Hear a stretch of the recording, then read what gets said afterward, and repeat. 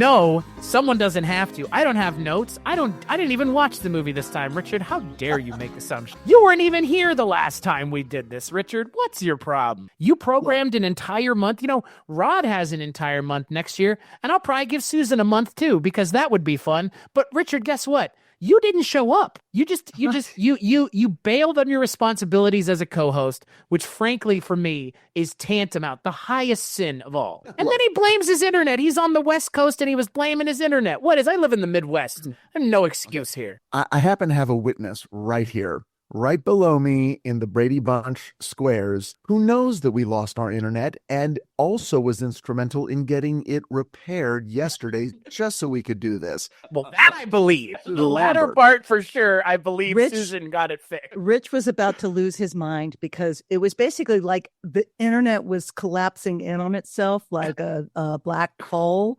and pulling the internet into a small... So I had to leave my beautiful exterior garage office podcast studio and travel all the way inside the house to sit next to where the Wi-Fi center was. And I know, which happens to be right outside of Richard's office. Exactly. And what we learned something valuable this week. Rich learned. We need a house length. We need a house length between us. Rich needs a house length between us. I was fine. Oh, excuse me. Every time I was talking, and when I was talking to you, Chris, about some very personal things, she's like, what's going on out there? Oh, yeah. But to be fair, all of those answers were offered up willingly. Richard, no. All offered up willingly because Richard asked, unfortunately. For Richard, maybe. I don't know. Yes. For Susan hearing it secondhand, Richard, yeah. Did you ever think about other people in your space? I have one volume. Same. Chris knows. Okay, so I wanted more than anything to join you and Will and David on Miracle on 34th Street, the 1947 version, which is the only one I've seen. I hope you guys have listened to that episode. It's a wonderful episode. I was not needed. The three of them did a masterful job of covering both movies. I listened to it last night on my drive to UCLA to teach my TV class. So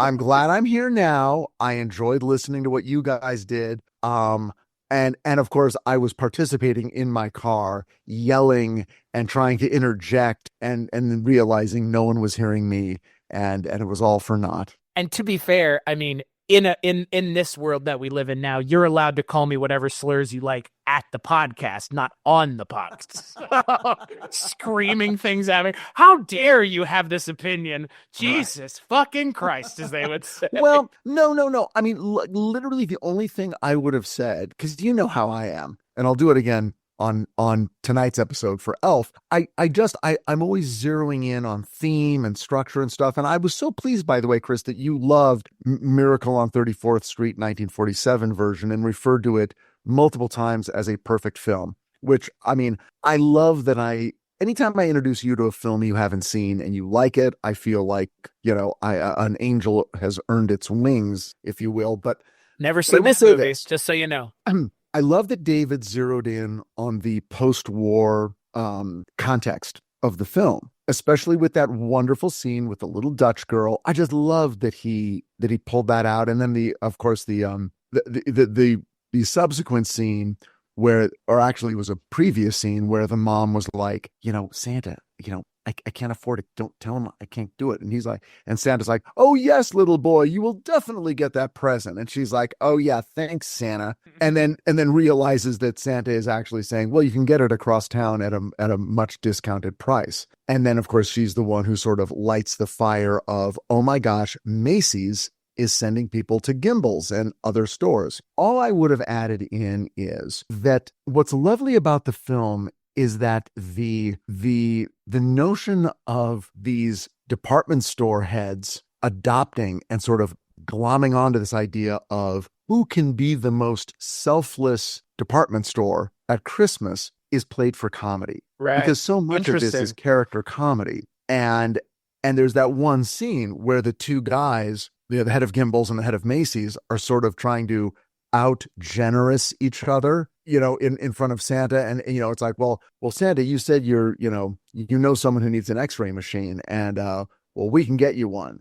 Well, we can get you one for 20% discount. Well, I can get it for you for cost. And then they laugh. But it's such a wonderful and friendly and generous satire of Christmas commercialism. Right. The capitalism that is Christmas time. Exactly, which I loved. And it invites the audience in, because it's not the nice thing about George Seaton is that he knew it wasn't a lesson anyone needed. Everyone gets it. Everyone understands. So he's like, well, we all get it. So now we can enjoy watching these guys even trying to outdo each other on the level of who can be the most benevolent, which I loved. Now, the only other thing I would highlight about that movie that I really love is its very modern sort of juxtaposition of what is it safe to believe in. Now, plot-wise, it's about Santa Claus and does Santa Claus exist? But I found it to be like shockingly, almost breathtakingly modern when it was about a woman who was divorced in 1947. Star of the movie, Maureen O'Hara, divorced with a little girl. And it's all about, I've been through a bad marriage. I'm raising a child alone. And because of that, I'm also kind of raising her to know that the world isn't a place where dreams always come true. So I'm not telling her about Santa Claus. And we learn this very early on, and we're not made to look down on her. She's just like, look, this is how I'm raising my child. And we love her and we get it. And yet the actor who plays her love interest is not only the lawyer defending Santa Claus, but he's also the one saying, if you're going to let bad things in the world cut you off from the magic that human beings can offer each other, like love, which is very intangible, then you're missing out on most of what life is about. And the intangibles are the important thing. And I just thought it was so elegant and mature in a way for a movie to go, you think it's a movie about proving Santa, and everyone's like, oh, Santa's real. But of course it's not. That's the metaphor. The real story is after the world has been dragged through a hideous, bloody war, can you believe in human goodness? And I think that's why the 47 version resonated. And I think that's why it's a classic for all time. And I also think what you just said could be directly applied to the movie we're about to talk about now, because we're talking about a movie that came out in 2004, not necessarily post-war, but during war, but post one of the things that I still have a hard time interacting with, and I interact with plenty of people younger than me, but it always trips me out to know that there are children who were born after 9/11, because that is not a shared, and there will be kids now that will be like, oh, you were born after the pandemic, huh? That's fucking weird for me. Like, to think that there are people born after 9/11 is wild for me. And this comes out in 2003. So, 2 years removed from 9/11. But it is a movie that similarly, I think, is all about not cutting yourself off from humanity or the possibility of humanity being better than they seem. And that's, I think, Will Ferrell's character is kind of almost obnoxiously the case in terms of like the goodness that is humanity. So yes, on this episode of the Kulturecast, I'm still your host, Chris Stachiw, much to the chagrin of at least two people in the world. And I'm joined by my good friends all the way from Flick Attack, Rod Lott. Thanks again for having me back. All the way from an award-winning podcast, 80s TV Ladies, 2 years in a row, probably going on 3, Susan Lambert. Hello. Thanks for having me. And all the way from Richard Haddam's Paranormal Bookshelf. He programmed this entire month. I don't have a clever name for it because it's just Christmas movies this year. Your friend and mine, Richard Haddam. And from the non-award-winning podcast, Richard Haddam's Paranormal Bookshelf. Richard was nominated, and that's a win. It's really... It reminds me, there was a movie that came out in the 80s that my friends and I saw. I forget even which movie it was. Larry will be furious with me. But the trailer is like, Academy Award winner Jane Fonda, Academy Award winner Irene Cara, and Peter Fonda. There's nothing louder than the absence of the word Academy Award winner. I mean, my qualifier is that I know that of at least 2 people in the world who hate me, so would you rather that instead? I don't know why you never count me. Oh, sorry. I said at least 2.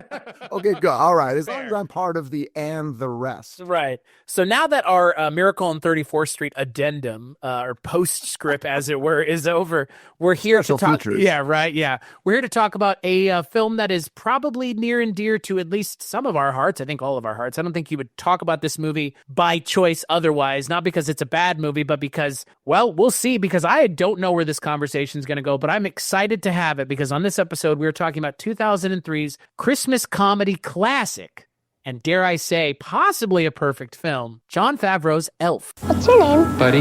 Your costume is pretty. Oh, it's not a costume. I'm an elf. Well, technically I'm a human, but I was raised by elves. On November 7th, the world's largest elf is coming home for the holidays. We elves try to stick to the 4 main food groups: candy, candy canes, candy corns, and syrup. Will Ferrell. Okay, people, Santa's coming to town. I know him. Elf. What do you want for Christmas? A sissy talks a lot. I'll put in a good word with the big man. Rated PG. Starts Friday, November 7th. So the film is written by David Barenbaum, directed by Jon Favreau, and it stars Will Ferrell as the titular elf, whose name is Buddy, who crawled into Santa's bag on a snowy Christmas night and made it all the way up to the North Pole, where, of all people, Bob Newhart is his dad, Ed Asner is Santa Claus. Ed Asner, who I had the pleasure of talking to on another lifetime, it feels like, many moons ago. Yeah, Richard didn't know that one. The fuck? Yeah, oh yeah, I interviewed Ed Asner a long time ago. Very long time ago. Oh yeah. Do you still have, does it exist in the Clyde River? Still somewhere. I forget. Oh, we were talking about A Change of Habit, the Elvis priest movie where he's like a fucking singing doctor. No, he's a singing doctor. That's what it is. And What Mary Tyler year Moore did is a this priest. Like 2015, 2016. That's amazing. That's the same year he did the Gilbert Gottfried interview, which I just listened to. I'm going to listen to yours I tomorrow. think Mike even had him on his show, even of all people. But not to get bogged down in the Ed Asner of it all. Ed Asner plays Santa Claus.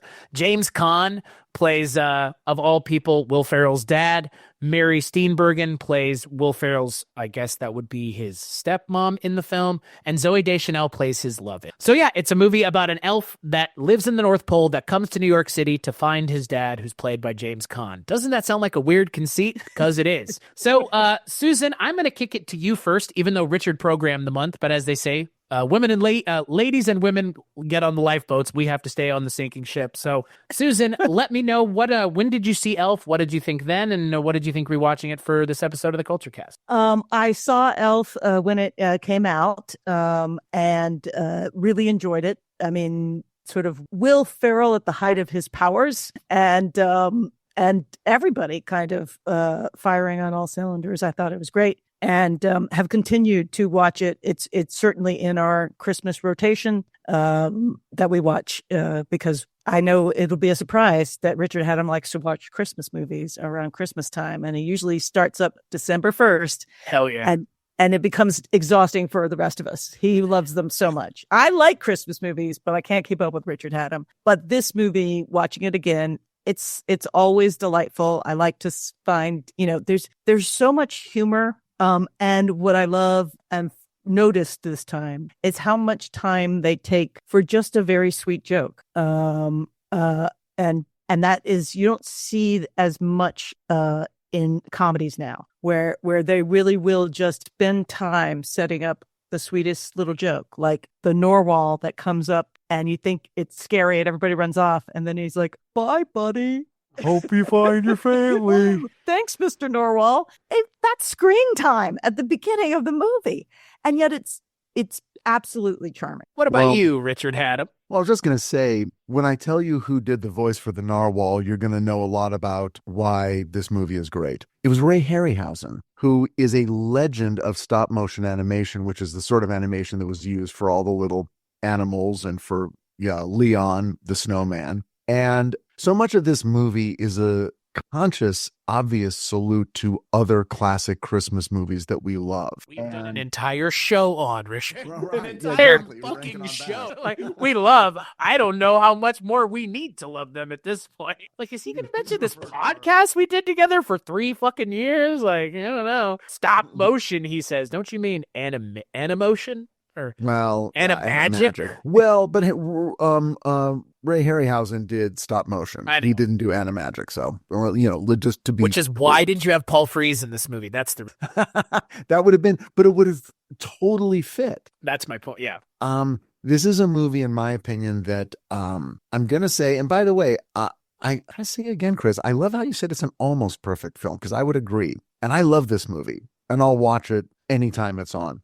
I do have a couple of quibbles because I'm a screenwriter, and if I don't have a few quibbles, that's very rare. Because if you didn't have any quibbles, you wouldn't be here. Yeah. I So I liked got a it. few. Okay, bye. You know, they're later, and ultimately they're inconsequential because I think the movie succeeds overall and has endured and becomes better with each viewing in a lot of ways. But it is such a conscious, and Jon Favreau talks about this. It's such a conscious and intentional, almost love letter to the Christmas movies of our childhood. And when I say our, I mean people who are my age, Susan's age, and Jon Favreau's age. The tone of the movie, as exemplified by Will Ferrell's performance, but then throughout the movie, I think is spot on. And I almost want to say, having listened to your episode on Miracle on 34th Street that refers to the 1994 update of that movie by John Hughes, which you guys rightly called out for being a little tone deaf and a little crass. This movie doesn't do that. When Susan and I were watching it this afternoon, I said, you know what's nice about this movie? They purposely avoid a very obvious joke, which is Will Ferrell in New York and people leaning out windows and going, "Hey, asshole, move it." They never do that. Yeah, that's being diplomatic of what they would be saying. Right? But you don't get the people, throwing a cigar at him and saying, "Move it along, fairy." Thank you. That's what I was getting at. Yeah. All the shitty things that you would just go, "Oh, well, hey, you've got a full-grown adult dressed as an elf. Well, we got to have him walk by a hooker going, 'Hey, honey, I like to put on costumes.'" All the shitty, crass bullshit that could have easily been in this movie, and you wouldn't have questioned it. But think about the titanic level of restraint and attention to tone that the screenwriter and then Jon Favreau, they went, "You know what? Let's not do that." People are patient in a weird way with him as he goes up the escalator, blocking 20 people. Let's just let people take him in and be bemused, but we're not going to do the, "Hey, New Yorkers, you know how they are." Wouldn't that be a much more fun movie, though? A bunch of New York. "Hey, get out of here, you fucking elf." No, it would be a great film. Just an hour and a half, people calling him an asshole. Yeah. "Hey, Santa, aren't you a pedophile?" It's like, no one needs that bullshit. That's the 1994 Miracle on 34. All right, Rod, what are your thoughts on Elf? Being on, back when they had actual screenings, advanced screenings for critics and stuff. We went to the advanced screening of this. I took my then 6-year-old son and my then 3-year-old daughter. I was a big Will Ferrell fan from SNL, which he had just gotten off like 7 years of. Earlier in that year, I was a big fan of Old School, particularly because of Will Ferrell. This is like the polar opposite. No pun intended, but it perfectly works. Polar. I came out of it on such a high in thinking I have just seen a new Christmas classic. Like, I really think this is going to be something that lasts. History has proven me right, for one. I love it. I mean, I've seen it many times. I think it is close to perfect, and we can get into that later. But it's genuinely funny. It somehow it plays to young kids, old people. It does an excellent job being legitimately funny, legitimately emotional, sweet, can be sour at times. And it somehow just all works around this tour de force comedic performance of Ferrell, who I don't think gets enough credit.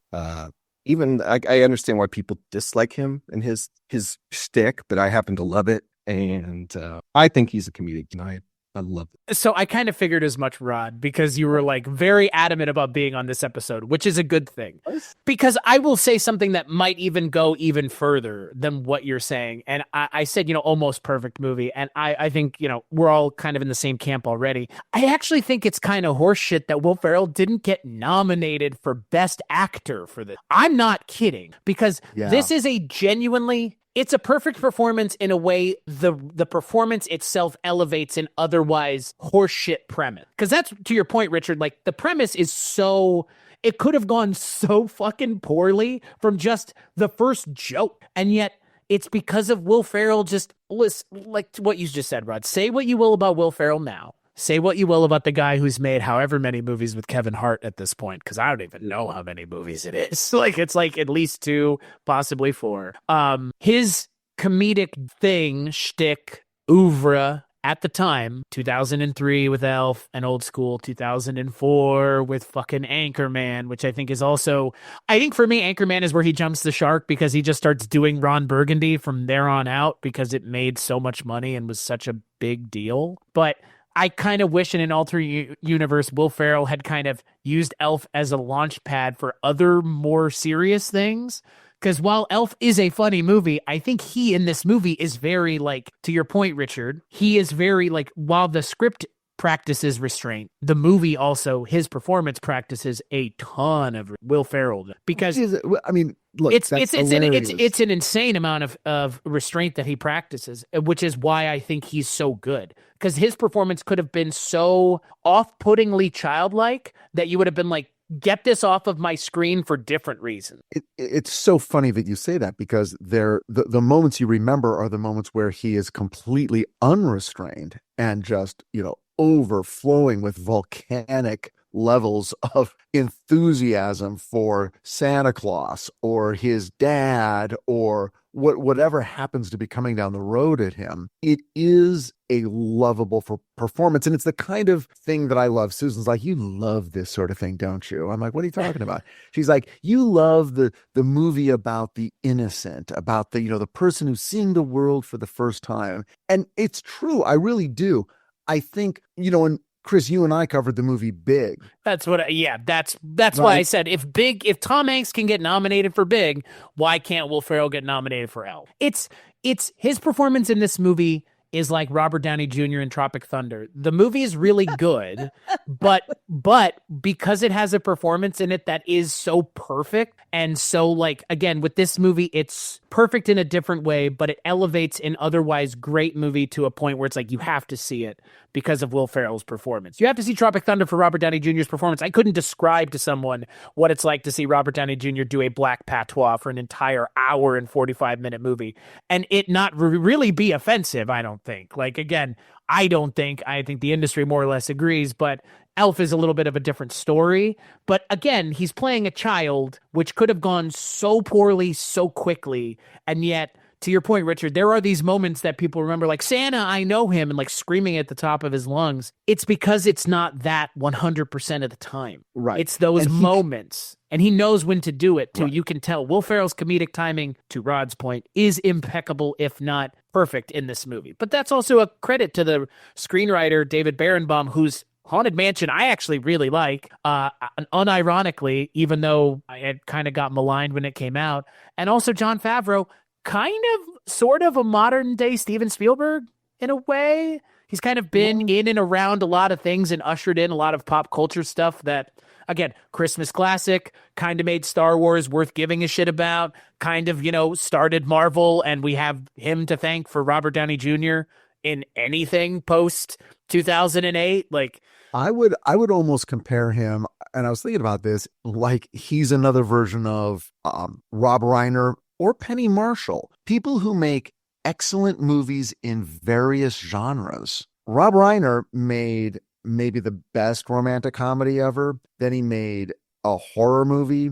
Then he made a drama. And it's sort of like, oh yeah, Stand By Me. Is Stand By Me the same guy who directed Spinal Tap?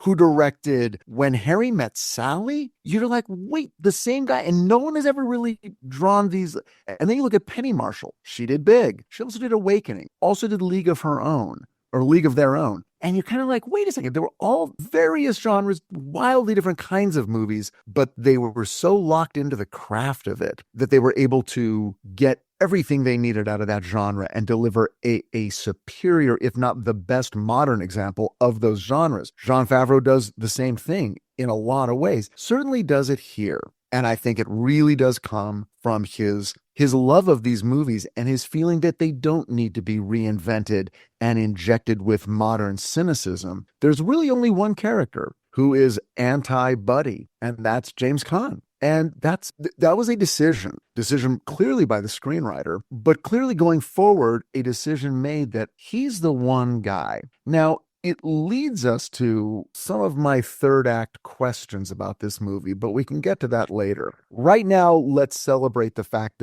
that in terms of cast, in terms of set design, costume design, everything in this movie is hitting at 100% and just winning us over in the first 10 minutes so clearly knowing its audience and knowing that we're going to get what he's getting. And he's talking to us and we're going, yep, we all watched Rudolph. We're here. We're with you. We get it. And you're not shitting on it. You're not taking a dump on the stuff we care about. You're sort of holding our hand and going, I saw those too, and I liked them too, and you're safe with this movie. I'm not going to turn this upside down and slap you for loving the things you loved as a kid. I'm going to bring you along, and we're going to continue to love this new thing as much as we love the old thing. Yeah, it's funny without it's funny. It's that funny that's not mean, that doesn't have a mean spirit. And that is just pretty freaking rare and hard to do. It's because it's so funny. I will say that what's interesting to me is that the most cynical the movie is with the New York children's publishing industry. Those are mobsters, right? Running like, I mean, James Caan, right? James Caan might as well be literally fucking, yeah.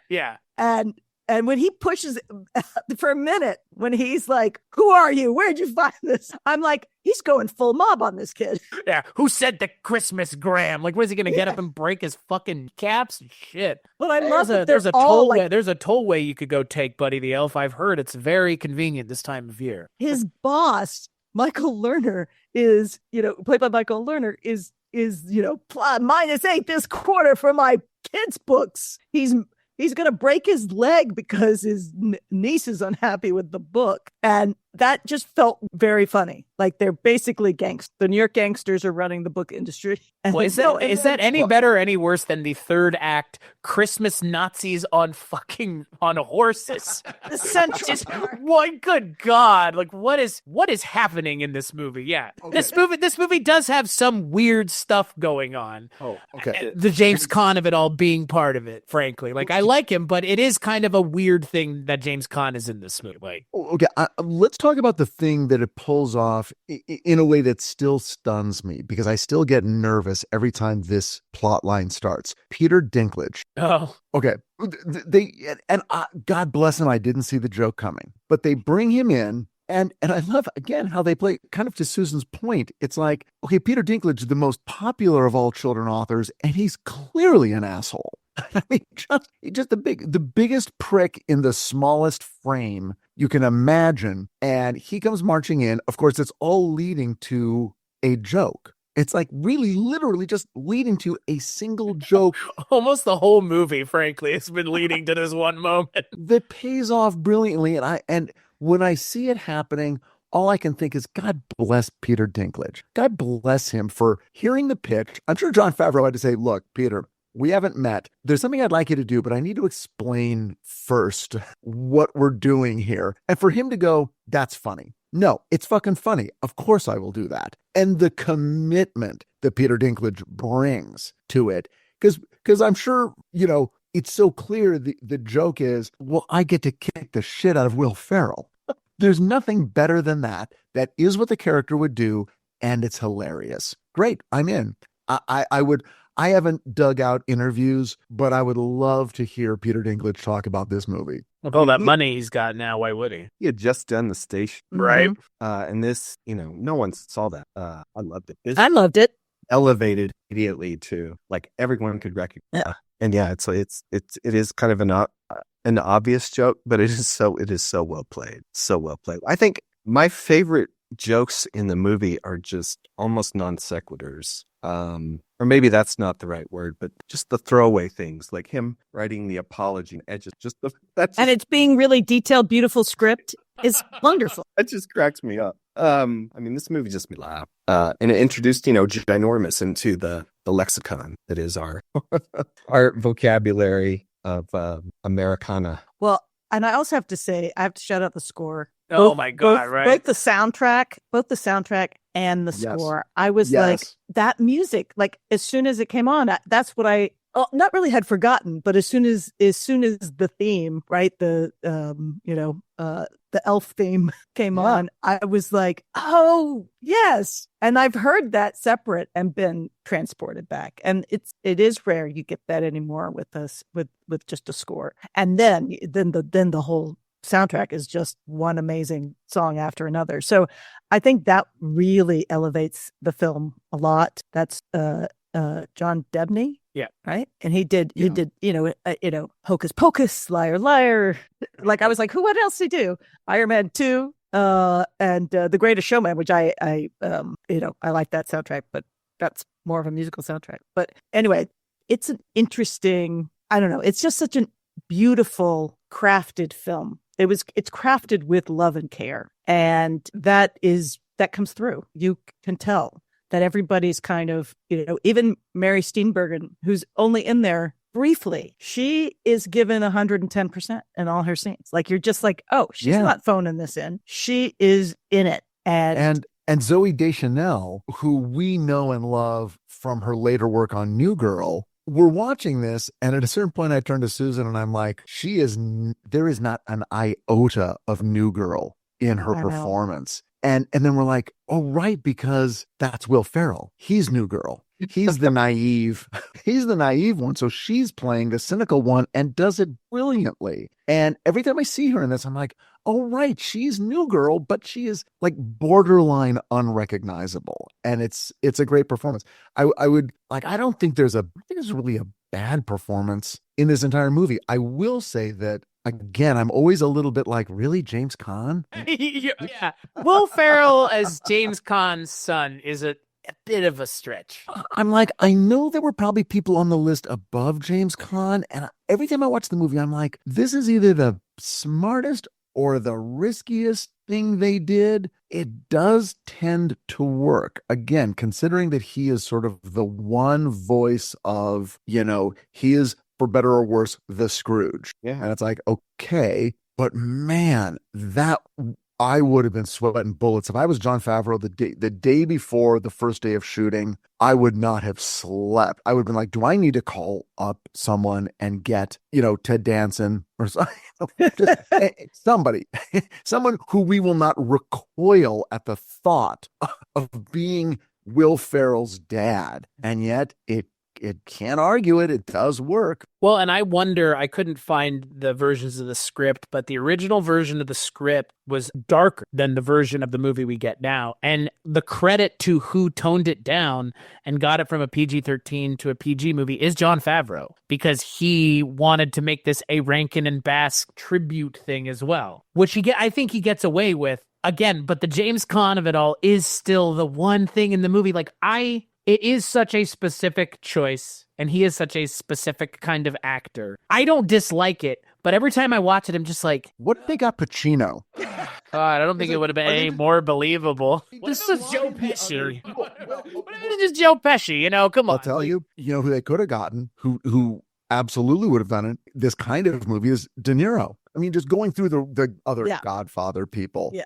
De Niro actually, I think, would have been a good maybe not in 2003, but he would now. Oh, he was. Are you kidding? He's doing Meet the Fockers and Analyze This and Analyze that. That's true. He was doing comedies. That's true. But would he have stood up opposite Will Ferrell in an elf costume? I think I only do legacy projects opposite Billy Crystal. How do you put yourself? But again, put yourself 21 years ago in 2003 when you're about to film and you're just like, I don't know, like, would you literally have less confidence in De Niro than you would in James Caan, who is not? Name the comedies that James Caan had done. No, isn't that the issue here? Like, this is the only comedy. Well, he's a great actor and he pulls it off. But... Bottle Rocket, I was gonna say he's done some, and he's done quirky. Okay, he's done quirky. But this isn't quirky. I mean, he's the comedic foil to Will Ferrell. I mean, that's the thing. Like, he is perfect in this movie because he's playing the straight man. If he was being asked to do anything other than kind of go, hey, and like roll his eyes every time Buddy the Elf says something up until the last 5 minutes of the movie, I think it'd be a different story. But given that he's just, he's the one half of the Smothers Brothers that didn't tell the jokes. You know what I mean? Like, they need a straight man. So James Caan is a perfect straight man for Will Ferrell's bullshit. Like, that would be the reason you cast James Caan, is because it's the most polar, to go back to what Rod was saying, the most polar of polar opposites. But you know what's weird, though? If you look at James Caan and Will Ferrell from behind with the hair that they have in this movie, they do kind of look similar, though. Even though Will Ferrell's like 6'2", I think he's significantly taller than James Caan. It feels like I don't know. I do love how tall Will Ferrell is, because it adds to the, you know what? And we talked about this, Richard. I want to bring Big up again. Big is a movie that kind of gave me the ick at the end. Why?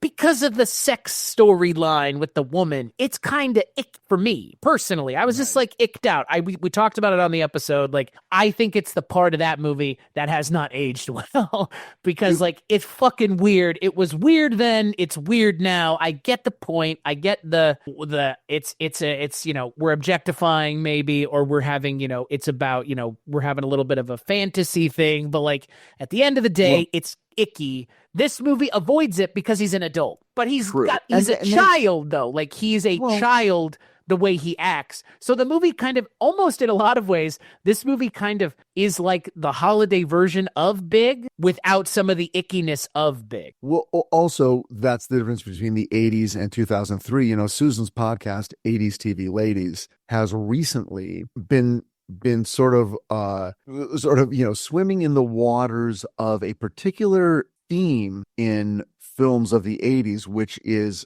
overtly adolescent male fantasy. And the adolescent male fantasy is either, well, I mean, it typically runs along the lines of, I'm a young teenager, 13, 14, 15, and I'm so interested in sex, and I'm so into women who are dramatically older than me. I mean, you've got Private Lessons and all these kind of things where it's like, but there was like a genre zapped, and, you know, and Big is probably the most exalted, like, you know, classic example, but it's still like, we were cool with the notion of a 14, 15-year-old having sex with a 30-year-old woman and it being played as fantasy wish fulfillment that we all sort of understood. We were all sort of in on the well of courseness of it, which seen 40 years later is fucking bizarre. Wasn't it bizarre? Yeah, I guess it wasn't bizarre then, but it was bizarre then. It was bizarre then. And I stand by that. Yeah. Because I said it on that episode. Like, I stand by, I feel like it had to have been bizarre then, right? I remember Big being bizarre then. Like, that being a thing I was like, but, and that's, again, because it's different with Elf on one hand, because he is in theory, full-grown adult who has been raised in a box, right? In the North Pole. The ultimate sheltered childhood. But also, what they don't do is play a moment where he discovers his weird sexuality. It's, oh my God, I've got a boner. That is not something they do. And they never imply that anything happened. In fact, when the most romantic it ever gets is when Jovi, Zooey Deschanel's character, you know, he kisses her on the cheek and she says, "You missed." And they do a lip kiss and that's it. And it's as chaste and innocent.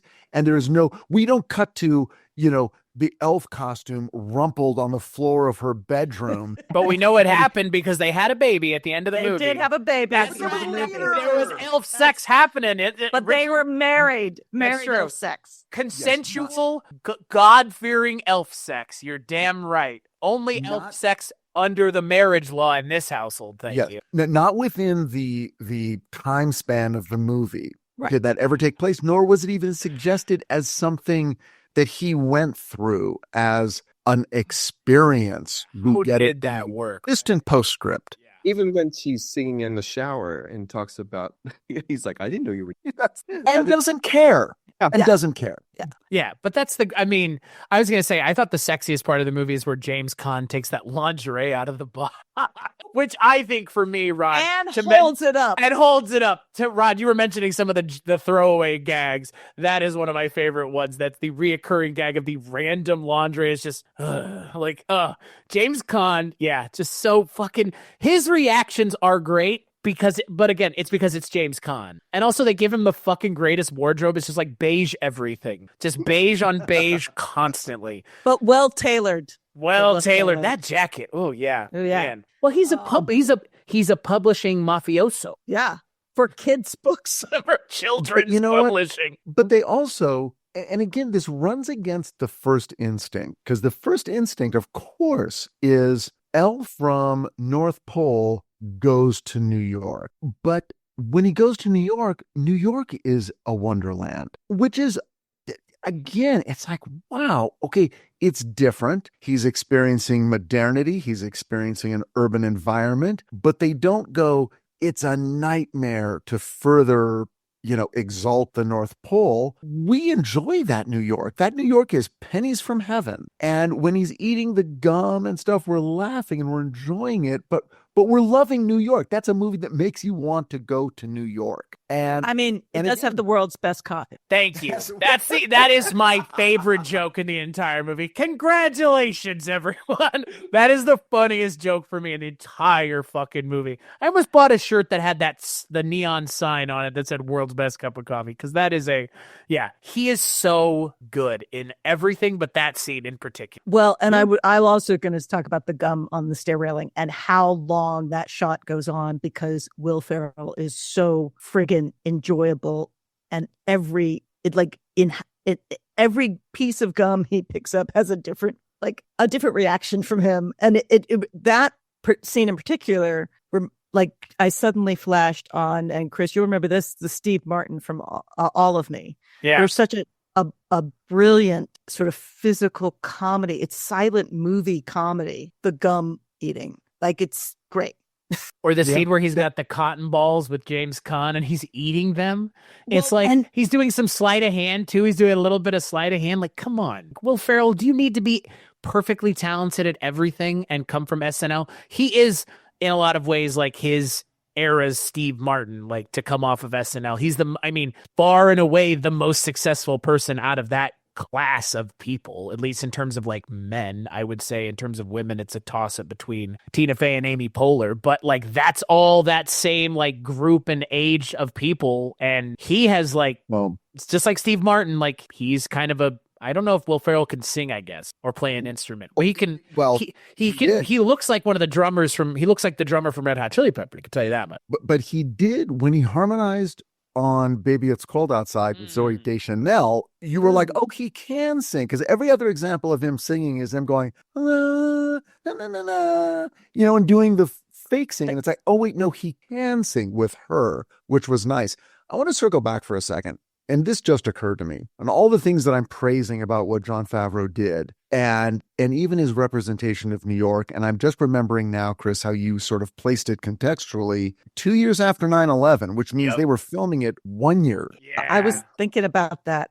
Right. Holy crap. And a decision to, it's also a love letter to New York, to a city that is on its knees, and let's go back and not shit on it and make a bunch of cheap, crass jokes about it. Let's remember why we love it and why we love it at Christmas time. Susan and I were just there over Thanksgiving. And so we were there as trees were going up in store windows. And it was about as close to, being in Elf as I'm going to get, because I don't get to be in New York a lot. And it is fun and it is enlivening to be there, no matter what's going on in the real world, even now. And that has to be acknowledged too. And in a way, Jon Favreau has to be thanked for giving us that vision of New York at a time when we wanted to be welcomed back to that city in a way that made us feel safe and warm and made us remember what we love about it and what it has to offer. So let's sort of draw a little line under that also for this film. So here's another weird thing that I thought about, and again, it cuts back to the Will Ferrell of it all, and I think it cuts to the magical realism of the movie. That, again, because there is a moment in this movie where he walks out of a tunnel and he's in New York City, right? That just happened. Is it a coincidence that he was cast as kind of one of the main kind of villains, but not really a villain, in the Barbie movie, which is a movie that also feels oddly elf-like in what it's trying to do, which is, again, I would actually go as far as to say Barbie may be just elf, but with, without Christmas? Yeah, without Christmas, but like, and again, like leaning into the capitalism of it all. Cause like, again, Elf is kind of without cynicism towards the capitalism of Christmas. Like we mentioned the Etch-a-Sketch, the light brights that he's using at one point, but there's like no capitalism in this movie. Like like he's at Gimbel's, which has got to be in reference to Miracle on 34th Street, I'm assuming. But there's none of like the buy more, Buddy the Elf tells you to buy more. There's none of that. Like it's like they don't even touch on, like, there's the children's books, but children's books and Christmas, not necessarily mutual. Like, those things don't have to technically do with one another. Like, children's books exist without Christmas. Barbie, though, when I think about it, it just reminds me of this movie. Like, I think, again, like, I don't think better or worse is kind of, that's up to, your own personal interpretation of the movies, but they're doing a similar thing where you take a character who, for all intents and purposes, looks like an adult, and you strip down and away all of the faculties one would assume a person in 2004 or 2023 would have, and that's Barbie and that's Elf. And I think they're both as successful as they are, and I think Barbie is a movie that will last just as long as Elf, hopefully, because they're cutting to similar themes, which is the human experience is not one size fits all, and you will meet people in your life that will change your life, and they may come out of nowhere. It might be literally a guy dressed like an elf or a woman dressed like Barbie. Because again, Barbie is about a woman who, for all intents and purposes, we're led to believe is a human being Barbie. But again, just like a dark interpretation of this movie or a dark interpretation of that or Barbie, these could just be mentally unwell people invading the spaces of others. Like, there's a horror angle here. There's no cynicism around it. Again, there were jokes there you could make, but even Barbie doesn't have it. And I think it's following in the lead of something like Elf, which, again, like Miracle on 34th Street, is kind of a cynicismless movie in a way movies really aren't. Ever. Steenburgen hints at the mentally unwell. Yes. Goes, I mean, it works because they don't continue it, but just that touching upon it is really all you need, because, but man, he keeps layering on the weirdo. I was going to say, this is not being a fucking weirdo at all, ever, really. It's like, it really says a lot about elf culture. Like, elves eat cotton balls, even with blood on them. They don't wear underwear. They eat candy canes, candy corn, and syrup. We don't see a lot of fat elves at the North Pole. They don't date, don't know anything about sex or gender relations. They don't know why people would put their names on a desk, and they don't know how to answer the phone. We need a podcast breaking down Elf from a logical standpoint, and it's just Susan naming everything. Susan, that was giving me flashes of the conversation you and Sharon and I were having about whether or not the Princess of Wales was dead, because you're just like rattling things off like it's this. And also the elves don't have sex before marriage either. We know that to be true. And like you said, I don't think they have sex at all. So what did Will Ferrell, he was corrupted by human culture is the real problem. Not even Ed Asner. I mean, Ed Asner didn't do a very good job, I guess, in telling how are there more elves? Well, I mean, but Buddy's dad, says in the beginning, I was too busy working to take time to have a family, and that's why he wants to. So it does imply that some elves choose to have a family. That's true. But not Bob Newhart. But not Bob Newhart. He was too busy, but he did want to have a child. But the eating of the cotton balls with the blood on them is. But it's a joke. Like you have given so much goodwill, right? That literally so much goodwill, Ferrell.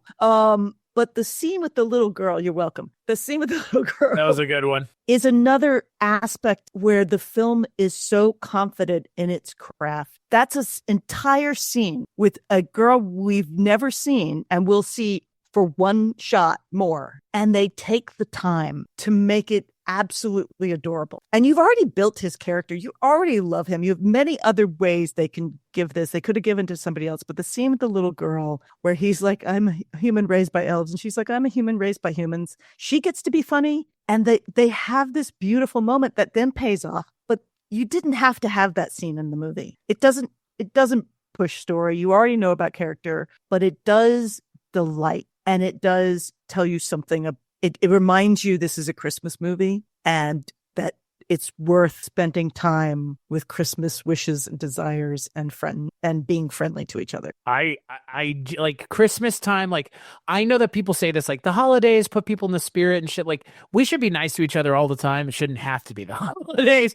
But if we have to force ourselves at the holidays to be nice to each other, yes, I think to follow, like, if my mom is listening to this, which she probably will be, she has the energy of Buddy the Elf, if that makes sense. You know what I mean? Like, not in like in the best way possible, because, like, I don't know, she's the kind of person that, like, cares a lot in an uncynical way about people, and I try to be that same way, and I think that's a good thing, right? Like, I think, you know, like you mentioned these, like, small moments. I mean, David mentioned it on the Miracle on 34th Street podcast we did.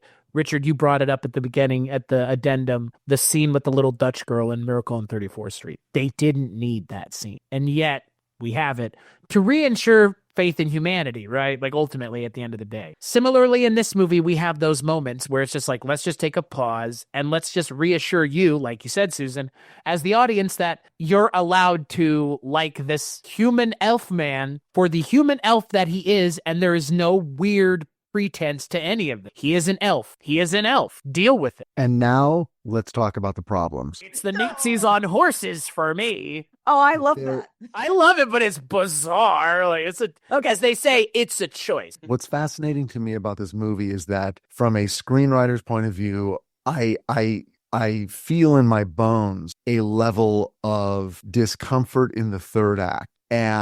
And I always feel it, but I feel it sort of less and less as the years go by. Then when I knew I was going to talk about it tonight, I felt it more. And this is the one point in the movie where I feel it gets a bit, I'm going to say, over its skis. Okay. And I bring this up only for an interesting conversation. This does not make it less of a movie for me, because there are movies that live on a single performance, and this is one of them. Even though there are many other performances in the movie that I think are good, this movie lives on a single performance, and that is what will always make it something worth watching. In the third act, it gets a bit over its skis, and here's what I mean. It tries to become about too much. There's a lot of talk in the third act of this movie about people don't believe enough, and we've got to believe in Santa, and can Buddy save Santa? But these are not issues that were ever present in any part of the film. And a general sense of people that we get to know within the movie are losing their nascent sense of Christmas spirit doesn't really exist. And the degree to which James Caan's character is redeemed happens very quickly and almost without reason. All right. If I had been brought in other words, if someone had brought me in the night before, if Jon Favreau had brought me in and said, could you just give this script a read and let me know, can you just do a rewrite? What you want right around the time when Peter Dinklage beats the shit out of Will Ferrell and all is lost. The thing that was supposed to save them has now been ruined by Buddy and his elfness. What you want right around that time is for him to also do something in his naivete, his sweet naivete, that kind of ruins something for Mary Steenburgen and kind of messes up something for his brother and kind of maybe even ruins a little something for Jovi, for Zooey Deschanel's character, where you're sort of like, oh, the bloom is off the rose. Everyone was cool with Buddy, but now it's a little bit too much. And now when he leaves and it's sort of like, I've ruined everything, and he goes away. And if you in the text have introduced the notion of, have we lost our Christmas spirit, which no one really talks about in this movie. Structurally and on the page, you would have a situation where everyone needs to be redeemed. Now, ultimately, everyone does get redeemed, but they're getting, it's sort of a payoff without a setup. And the sense that, humanity in general needs to rejoin its belief in something, which ultimately is Santa Claus, because he's the one who needs that emotion to fly his sleigh. Well, we haven't really been shown that or given that. The third act of the movie gets by, to quote Susan, on goodwill alone. It's got such a store of goodwill that we'll forgive it almost anything, and we'll forgive it this too, and I forgive it. But it's trying to shoplift emotion it hasn't quite earn. I have not gone through this movie with a feeling that, oh, we do live in a world where people have lost their faith in Christmas. Really, only James Caan has. Everyone else is kind of a solid citizen, and I would happily have a Christmas party with any one of them. But at the end, it's like, well, now we got to be a Christmas movie. And it starts doing a lot and saying a lot and trying to justify a lot that hasn't really been set up and hasn't been earned. All right, I've said it. It's been read into the court record that Richard Hatem does not thoroughly approve of Elf's third act. I will now conclude my arguments and take the cast and crew out to lunch. Wow. You're like the Central Park Rangers. You're bringing it down. Just come on in and attack everybody. Yep. For no reason. There's a war on Santa, folks. I don't know if you've heard about it. It's starting in Central Park. Not for no reason, but for no reason that essentially will matter to people who enjoy the movie. And like, again, we meet characters we've never seen, like Charlotte, the TV reporting gal. Like and we're invested in her story in some way. She's telling us events that are happening and giving context to them.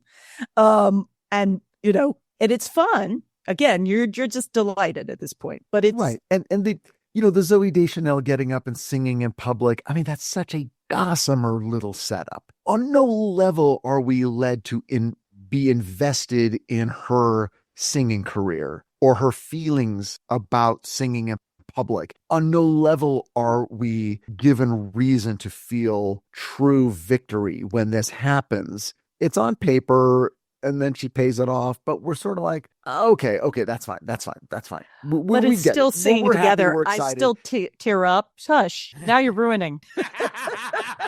Smile to yourself. What about you, Rod? You got any issues with the movie? Third act. Yeah, everybody's problems are the same thing. It's really, that's most movies for me. Even the movies that I love, usually the third act is where things sort of, I don't know, there's just not a straight, it's so tough to pull it off. It's still, this is still an A movie for me. I can revisit it and not be bored by it. It's so well written. It probably had 6-7 screenwriters that weren't credited, I'm sure. Yeah. It's a fair amount. Just even just all the Favreau's casting of people like Amy Sedaris, Andy Richter. Yeah. All these great people in these small roles. Kyle Gass. I just love those people. Artie Lang, maybe not so much, but that's okay. I'll let him have it. I love Artie, but I get it. Artie Lang he's a bit much. As the man is. It's okay, though. He's playing an asshole Santa Claus, of all things. It works, right? Rod brings up the third act of a lot of movies, and one of my favorite movies, people famously complain, again, academically, about the third act of Raiders of the Lost Ark, because they make the very valid argument that Indiana Jones's participation in the movie ultimately does not change anything. The Nazis get the Lost Ark and they open it, which they would have done regardless, and they would have been melted regardless. So in a way, it's like, well, he didn't really change the outcome of anything. But I'll watch that movie every night of my life and love every second of it. Now, my rebuttal to that shit is just the Nazis would have gone back and got the Ark anyways, because that wasn't the only group of Nazis that they sent. And that's true. That's the answer. And end of story. Wait, what? Well, I don't understand. The Nazis knew that they were sending the Ark to that island to open it. That's why they didn't open it in Berlin. They mention it in the movie. So the Nazis knew they were sending someone with an Ark to go open it. So the answer to that is, well, the Nazis would have just gone and been like, what the fuck happened here? And then just taken the they're Nazis. Like, Hitler would have died. I get it. But Hitler would have died. The war would have ended because every fucking Nazi would be so crazed with the desire for power that they would all open the Ark and they would all die. Yeah, so I think it would have been a better ending to the movie. Well, no, but what we're saying is again, it's not like Indy, got the Ark away and then we used it to win the war or something, right, which would have been ridiculous. Now there are other movies where the third act does not disappoint. And of course, I'll bring up my other favorite movie, Die Hard, where the third act is actually one of the highlights because everything that happens in it is a logical extension of everything that's happened before. and a well-earned payoff, up to and including the insane reappearance of Alexander Godunov. And if we're talking Christmas movies, don't stop me for talking about Die Hard, who suddenly shows up and you're like, wait, what? But then when Reginald Val Johnson puts him down, you're like, well, but that paid off a character that we have spent a lot of time with and totally understand his story and totally get this payoff. So, now there's a perfect film. Anyway, all of which is to say, but not nearly. It's charming, but not nearly as charming as Elf. Okay. Alan, if it had been Alan Rickman doing an American accent the entire movie, it would have been just as charming. His line readings are so good. Oh, you're one of them. Okay, Alan, calm down. Bruce Willis as an elf and Alan Rickman as his dad. Hey, I'm Buddy the Elf. Come to the North Pole. We'll have a couple laughs. Oh, very good, very good. Hey, you know what? But all of this falls back on a Hollywood truism, which is, like I said before, a stellar performance can save a movie and can make it worth a rewatch, even if not every last element of the movie is running on all cylinders the way that performance is. And I think that's what Elf is. And I will continue to watch Elf every Christmas. Don't forget, I was the one who chose this movie. Jesus Christ. Wow. Give the guy credit. All right. I have never seen and probably will never see the animated special that they made, NBC made with this, for this. There's For Elf? One. Yeah, with Jim Parsons as the voice of Buddy. No, thank you. Well, no. Well, and it's interesting because, there's also a musical version of it. I'd be more inclined to watch that.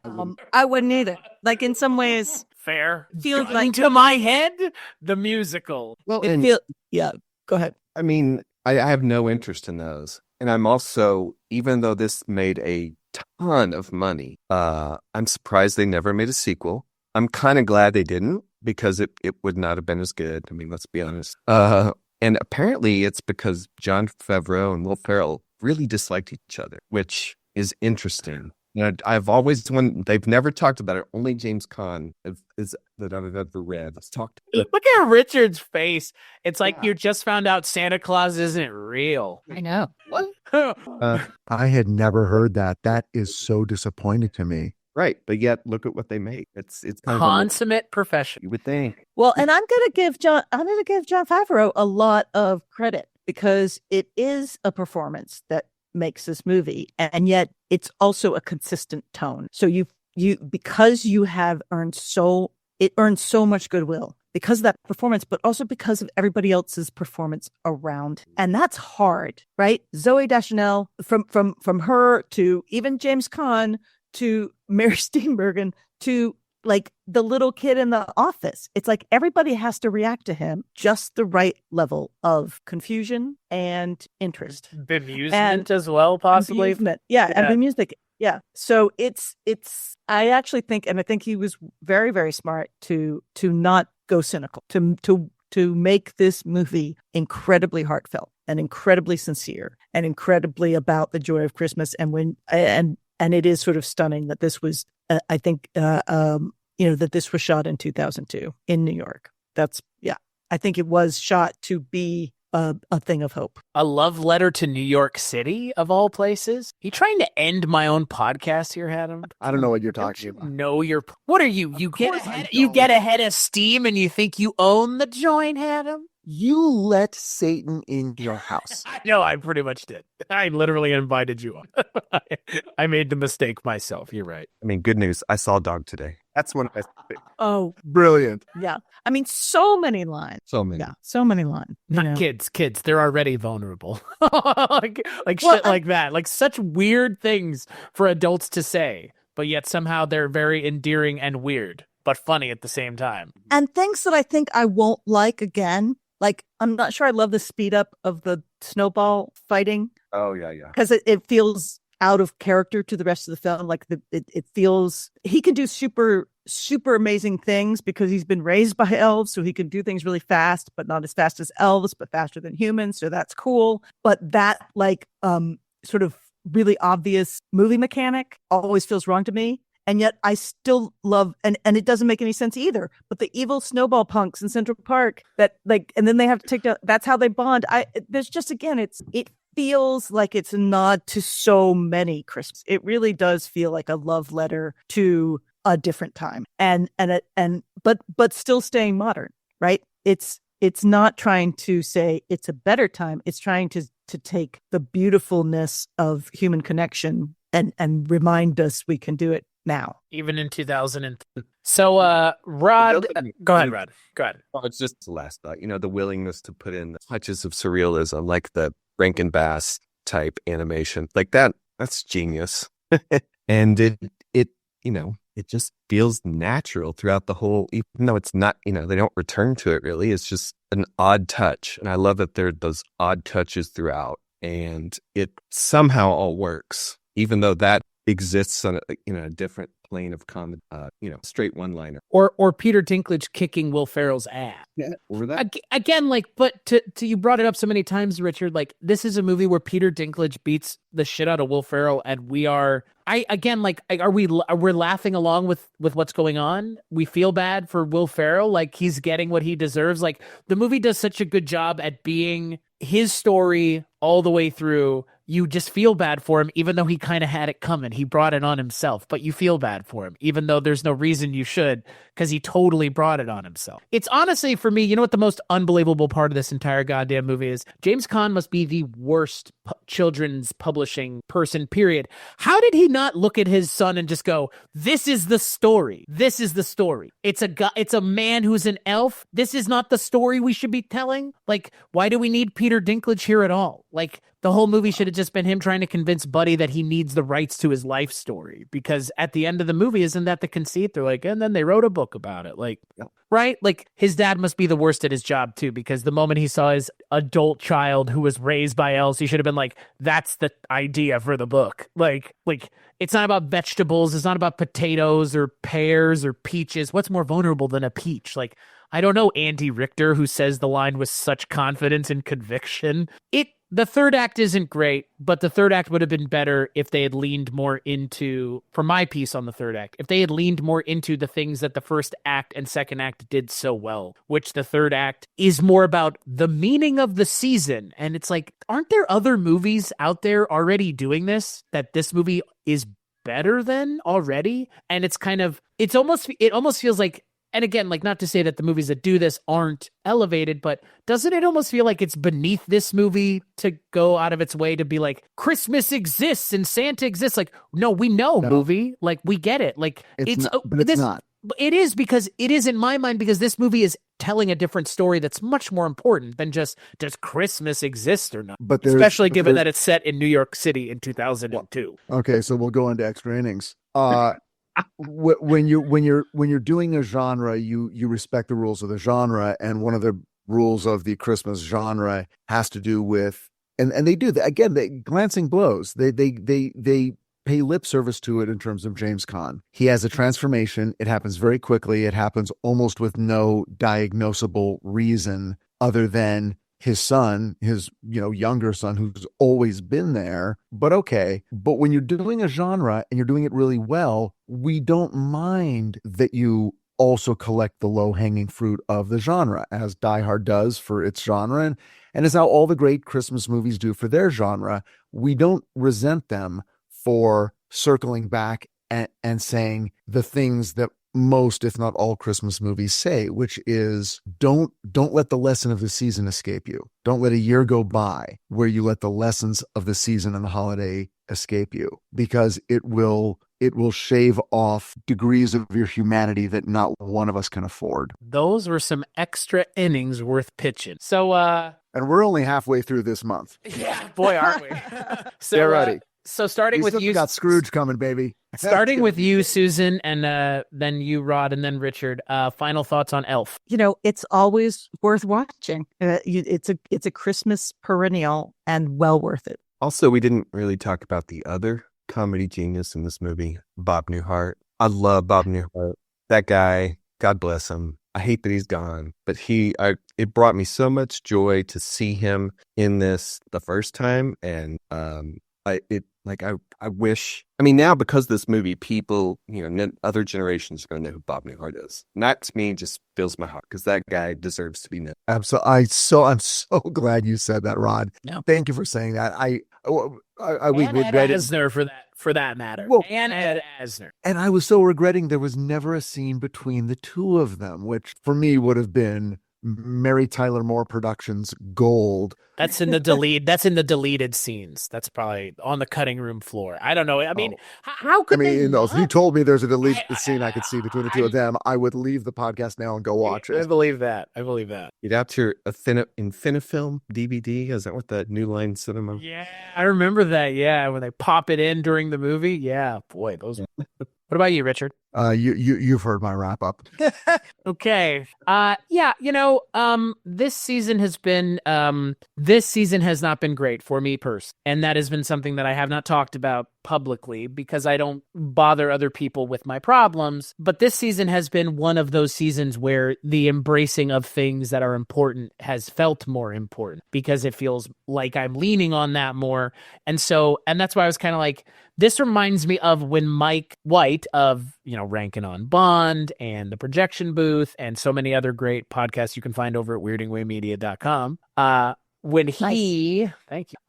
he programmed in March of 2020 post-apocalyptic Russian films, like post-apocalyptic films made by Russian directors. It's like, Mike, he picked it before the pandemic happened, but holy shit, he couldn't have picked a more like, man, you cut me out at the knees thing. And Richard, it kind of feels like you cut me out at the knees this year of all years. Because it's like, we're going from like divorced dad or divorced mom movie to, not divorced dad, but negligent parent movie to Scrooge, which is going to be teaching the rich that they need to be eaten. So...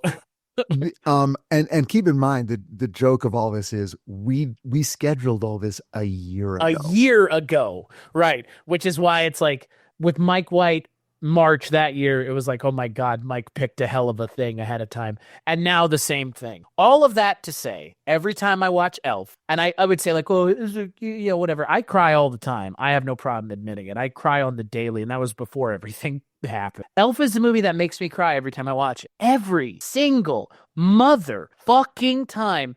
It's the scene. So it's the scene that we've talked about where James Caan just like does the 180 and is like, fuck you, whatever. I'm going to get my son, whatever. It's that. I don't know what it is about James Caan's performance.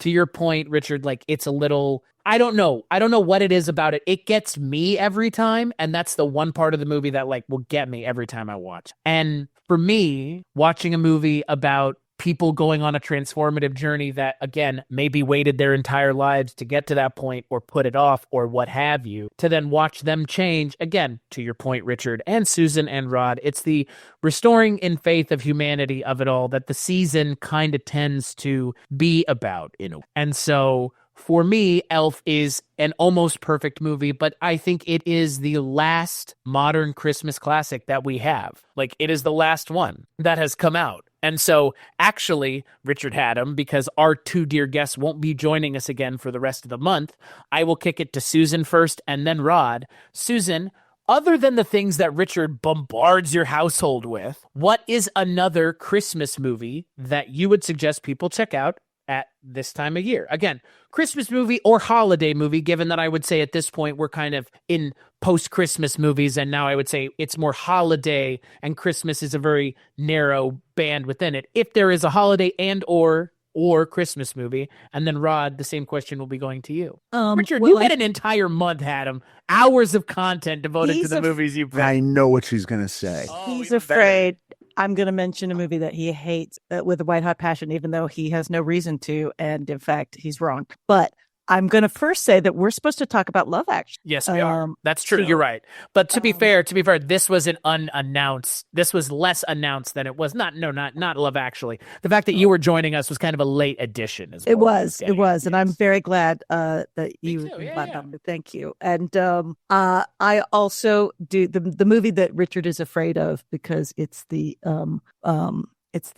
sort of character opposite of his favorite movie, Scrooge, is It's a Wonderful Life. I figured you were going to say. And It's so the Jimmy of it all, you see. it's the Jimmy. Well, it is and talk about an actor that makes the movie. I know when I for give you a sure. month. I know when I give you a month what one of the things may be just out of pocket. I know what I may sign myself up for. I'm not complaining, but I know like it might be a month of Jimmy Stewart. It might be a month. I have never seen that movie, by the way. Well, and here's the thing: Richard Hatem hates it because it's about a guy who puts off for other people what he wants to do in order to help his town, to help the people he loves, and then it has a dark night of the soul when he's about to lose his life and savings and livelihood, and so he's like, it's not worth it. And then, of course, is visited by just one angel and learns some powerful lessons. I have an issue with Scrooge and Christmas Carol. It's like, oh, okay, we're going to send 3 whole ghosts to the rich asshole and try to convince him to stop being a rich asshole, which he will only on threat of death. And he's going to die and go to hell. And then he goes, oh, wait, no, I do love Christmas and I will help people. And suddenly at the very last minute, the rich old white man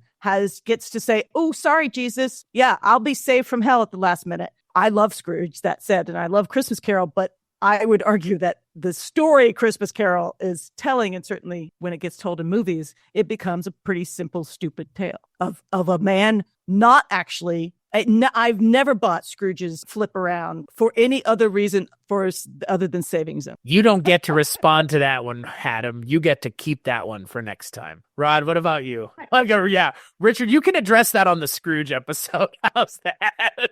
Yeah. What about you, Rod? Well, obviously, it's Kirk Cameron saving Christmas. Oh, Jesus Christ. Jesus fucking Christ, as Kirk Cameron would say. Okay, so Christmas movie, I'm going to recommend one that people probably have not seen. In fact, a lot of people probably haven't even heard of it. But if you like National Lampoon's Christmas Vacation, and most people do, there is a sort of a Canadian version called Cooper's Christmas. It is made by Jason Jones and Samantha Bee of, they're married in real life, but of The Daily Show. Okay. And they play husband and wife in this, and it's like set in the 80s, and it's Dave Foley is in it, and it's just the it's got to be a Canadian comedy film if Dave Foley is in it. Dysfunctional, hard R Christmas movie with infidelity, vomiting, car wrecks, all sorts of shenanigans. But it makes me laugh so hard, and it's not to everyone's taste, but if you like dark comedy, uncomfortable comedy, Cooper's Christmas. Also known in Canada as Cooper's Camera, but Cooper's Christmas is the better title. And as we all know, Canadians don't celebrate Christmas. So that's what I was told anyways. Isn't that weird for a country that's called the Great White North? They just don't celebrate Christmas. Strange. Strangest thing. I have, once again, no suggestions, but I will once again be reiterating, I will not be watching the Santa Claus this year for Christmas. I think I said it on the Miracle on 34th Street episode. I'll say it again here. I'm not watching the divorced dad becomes Santa Claus movie this year. Let's just put it that way. I'm good. Yeah, Rod, right now it's really funny. So on that note, we'll take a break. We'll play some ads, the most important thing of all, and then we'll play the preview for the next Kulturecast.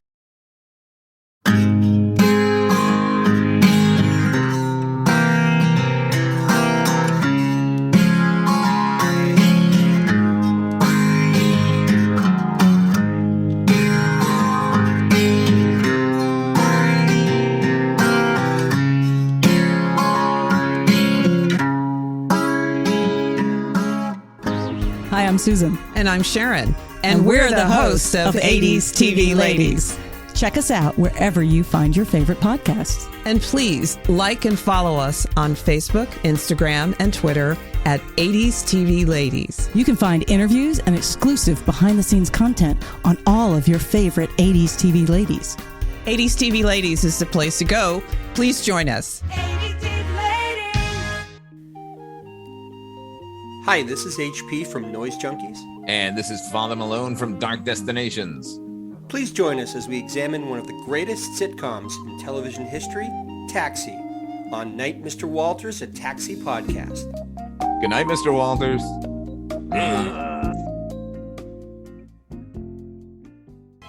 Good evening, and welcome to Night Gallery. Thank you, Rod.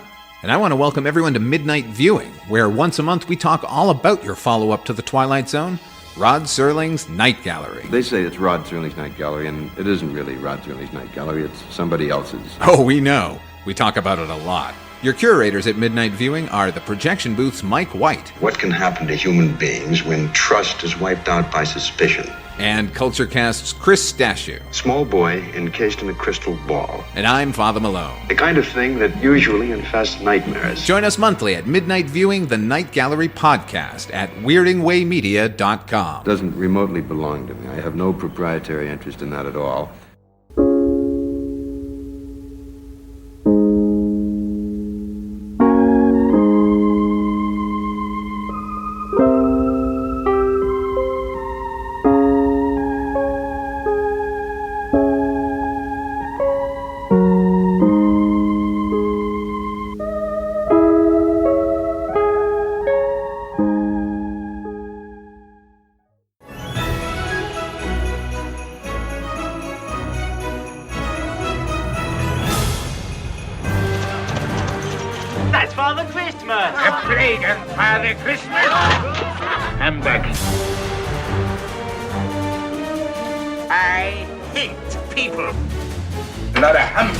There is no such thing as rich enough.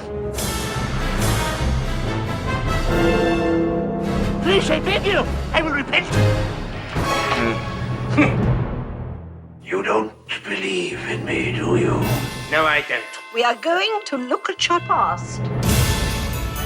There are more good things in this life, Scrooge, than you can possibly imagine. It's Christmas, Ebenezer! Dear boy, let's go and open the toy shop. I've discovered that I like life. God bless us, everyone.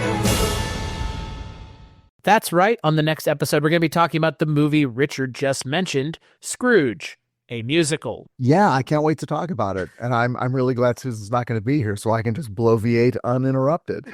Steal yourself, Adam. Your day to interject will come. Until then, Rod, starting with you, and then Susan, and then Richard, where can people find you? You can find me at flickattack.com. Buy my book, Flick Attack Movie Arsenal, Book 1. What a great Christmas gift to those of your friends and family who can read. And I'm currently working 2. So that'll be out hopefully sometime in 2025. And I hope to God people have friends that can read, because if you don't, maybe introduce them to the concept. Things might be different. You know what I mean? Speaking of that, Susan.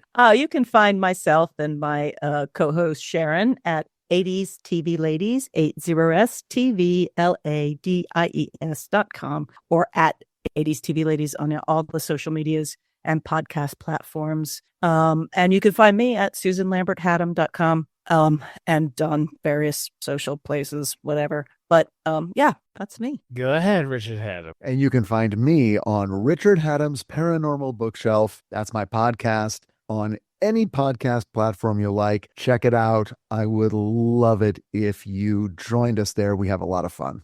I have such a good product idea for you to sell to your patrons right now that you are going to thank me, and I'm not even going to mention it here. It's such a good idea, and you didn't even think about it. I'm ashamed at you not thinking about it. When I say it, Susan's going to be like, "Holy shit, this is the best idea ever." But you don't. Wait, hold on. I thought about the calendar. I'm going to do the 2026 calendar. What if you had like little versions of yourself that you could have people put on their bookshelves, like an elf on the shelf, but like a Haddam for your bookshelf? With like a bobblehead, maybe? Because that, like a Haddam on a shelf. You know what I mean? Because your name of your podcast is literally Richard Haddam's Paranormal Bookshelf. Would someone not want a little? Okay. See, just get. We got 12 months to get it. We got 12. Christmas, listen, baby. We and then you can. it. Okay. Yeah. And it can be haunted. We're going to tell people it's haunted. Yeah. Oh, yeah.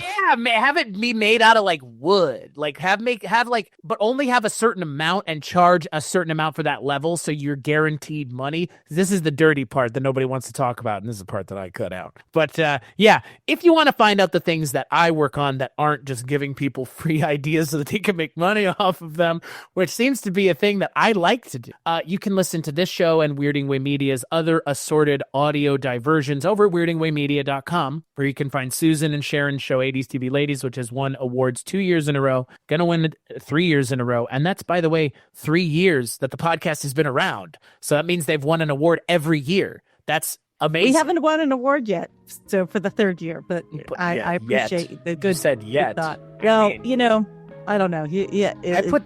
I believe. You believe? Yes. I do. I want to be not unimpeachable and unassailable like Ted Lasso, but maybe more like Buddy the Elf. So we have done our 70th episode. Good God. I remember when it was just an idea that you had, and now it's a thing. So same with Richard. I'm proud of everybody that I work with. You know what? We don't say that enough for each other. So I'm proud of everybody.